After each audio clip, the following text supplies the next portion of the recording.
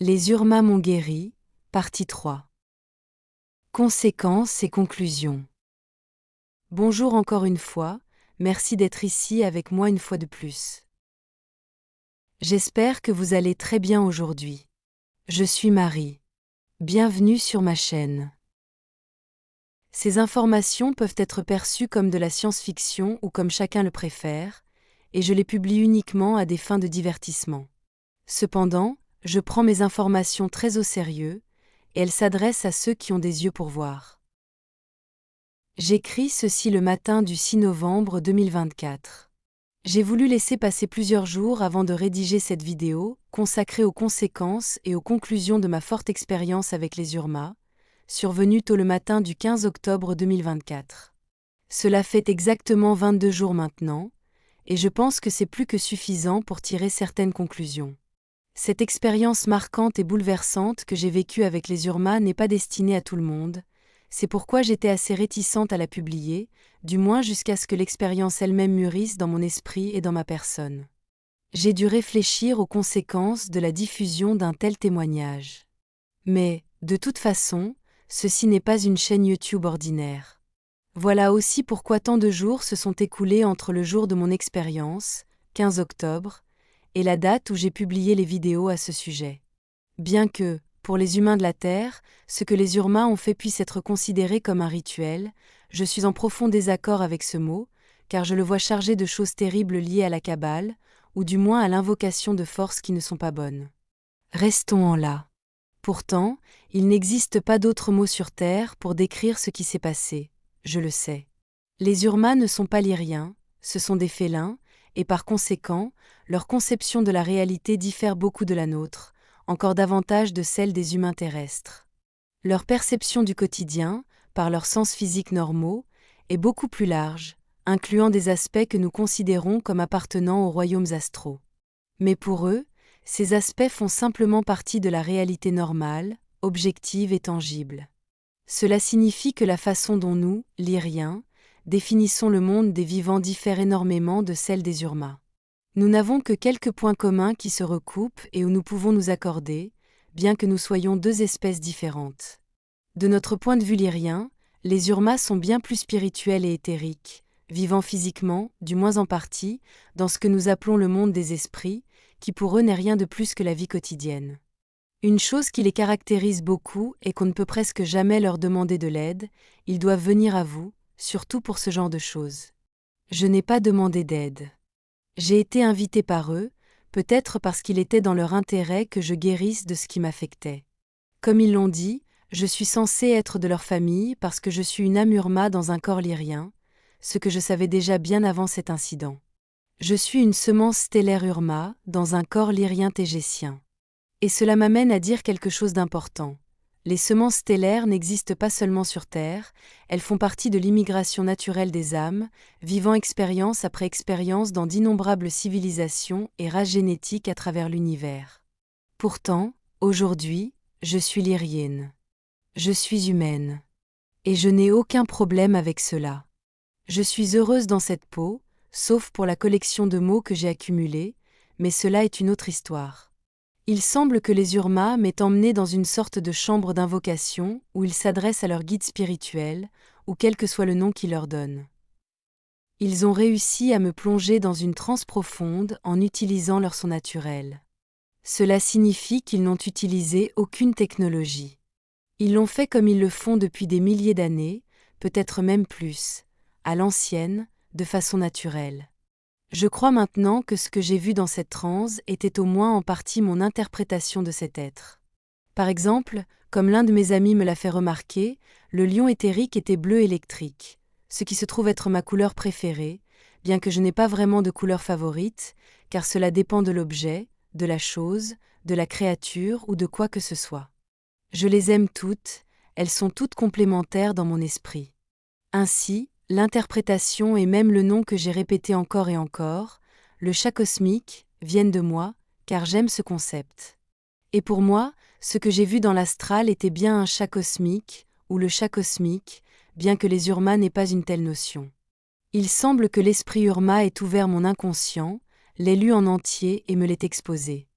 Et ce qu'il m'a fait voir correspond beaucoup à la manière dont le diabète est interprété de façon ésotérique sur Terre, comme une culpabilité profonde se traduisant par une incapacité à profiter des bonnes choses de la vie. Une forte impression de ne pas mériter de savourer pleinement la douceur de la vie, ce qui va bien au-delà de l'incapacité de manger des sucreries. Dans mon cas, cela venait du complexe de culpabilité que je ressentais d'avoir perdu ma mère et ma vie sur Terre, que j'aimais, car je pensais avoir commis une erreur terrible, une faute impardonnable. Et en effet, je profitais de la vie sur Terre. Je peux le voir à travers les centaines de photographies que je possède encore, où je souris et ris toujours, ma mère n'étant jamais loin de moi. Concernant l'erreur terrible que j'ai commise, pour ceux qui ne savent pas de quoi je parle, en quelques mots, j'ai été assez stupide pour jouer les héros à 13 ans et prendre un vaisseau spatial afin de sauter dans le temps de manière irresponsable, sans savoir ce que je faisais. Tout ce que je savais, c'était comment appuyer sur ces boutons que j'avais vu ma mère actionner auparavant.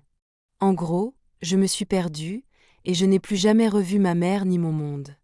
La rencontre avec le guide spirituel Urma, avec ce que j'appellerai toujours le chat cosmique, m'a permis de comprendre l'origine de mon problème de santé, car il a révélé en détail ce qui se trouvait dans mon inconscient. 22 jours après cet incident avec le chat cosmique, mon diabète de type 1 avait disparu, comme s'il n'avait jamais existé, au point que je pouvais me gaver de chocolat et que ma glycémie revenait à la normale 2 heures plus tard. Pourtant, je suis pleinement consciente de la manière dont les cellules fonctionnent et des dégâts que le sucre leur cause.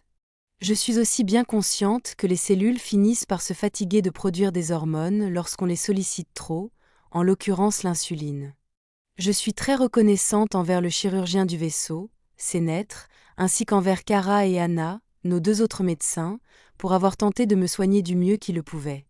Ils m'ont placé dans des pods médicaux tégétiens secs et m'ont injecté par intraveineuse des cellules souches, des cellules mères, pour réparer mon pancréas. Et j'ai enduré des semaines de torture, où j'étais sans cesse piquée, testée, perfusée de sérum et de toutes sortes de substances dans les bras. Après tous ces efforts et toute cette souffrance, ils n'ont pas pu me guérir, peut-être parce que la composante psychologique et éthérique à l'origine de mon problème était trop forte. Dans ce cas, j'ai eu besoin de l'intervention des Urma. Peu importe à quel point la technologie médicale est avancée, elle ne pourra jamais guérir quelqu'un si la véritable cause de la maladie se situe du côté des esprits, là où l'esprit la manifeste et la remanifeste constamment. Cela me fait penser qu'il serait intéressant de réaliser une vidéo comparant la médecine du point de vue des humains de la Terre, des Tégètes, et enfin des Urma, car ces visions sont toutes très différentes.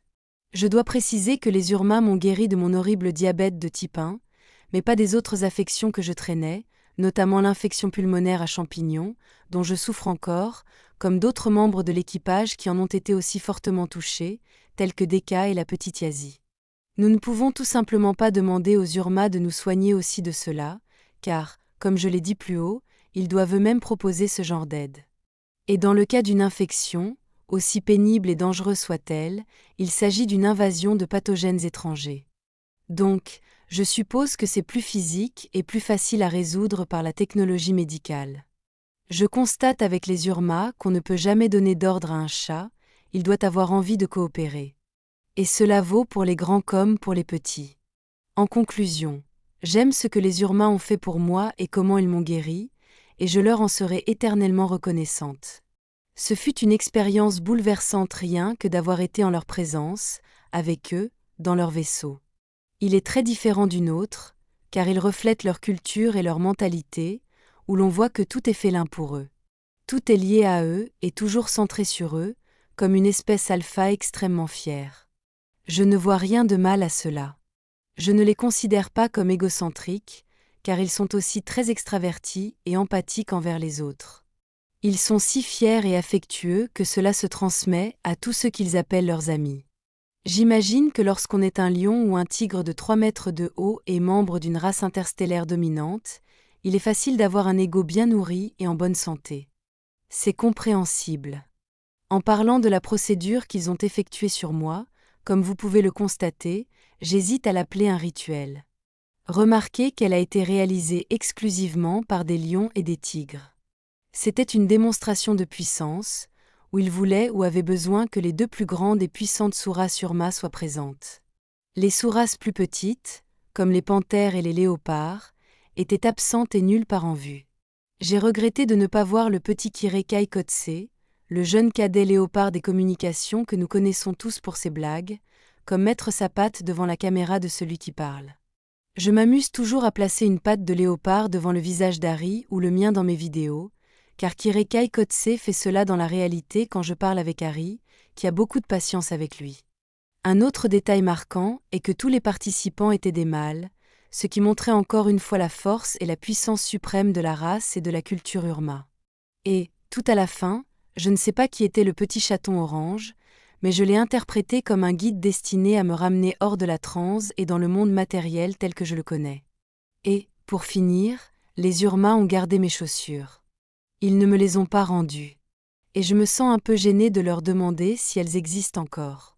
Je ne sais pas s'ils les ont simplement oubliées ou s'ils les gardent en souvenir, je l'ignore.